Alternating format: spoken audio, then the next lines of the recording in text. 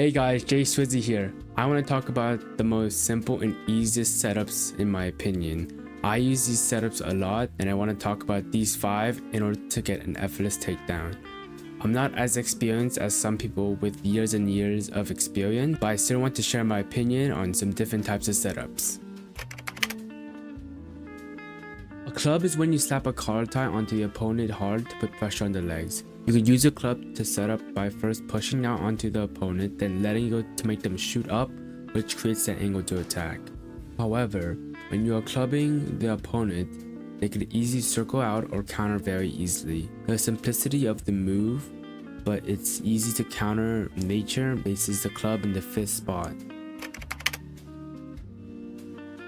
The underhook is very easy setup for a takedown. How I get to my underhooks is the club, then I punch an underhook in. There are a lot of things you could do with the underhook. For example, you could use that underhook to pull the opponent towards you, then go in for a shot.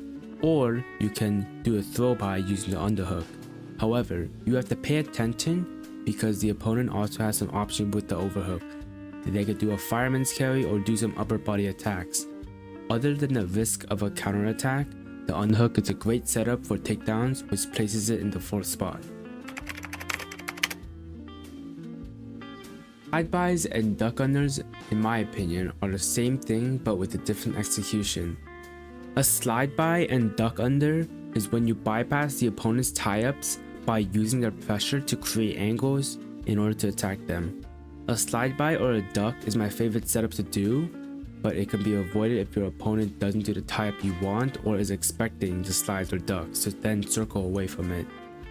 Yet, a slide-by is an extremely versatile setup because of how many choices you have once you've done it, which places it in the 3rd spot. An arm drag is when you drag your opponent's arm across their body to get an angle to attack the opponent.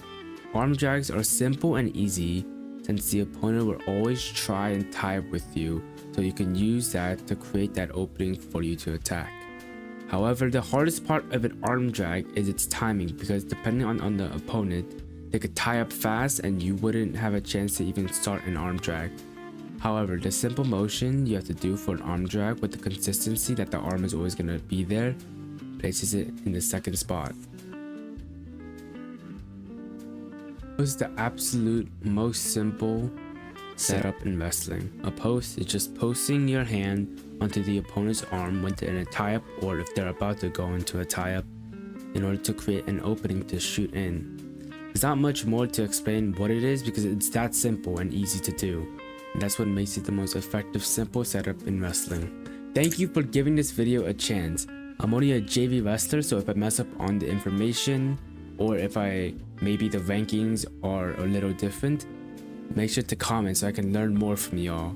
Make sure to like and subscribe if you really enjoyed the video, and I'll catch you later.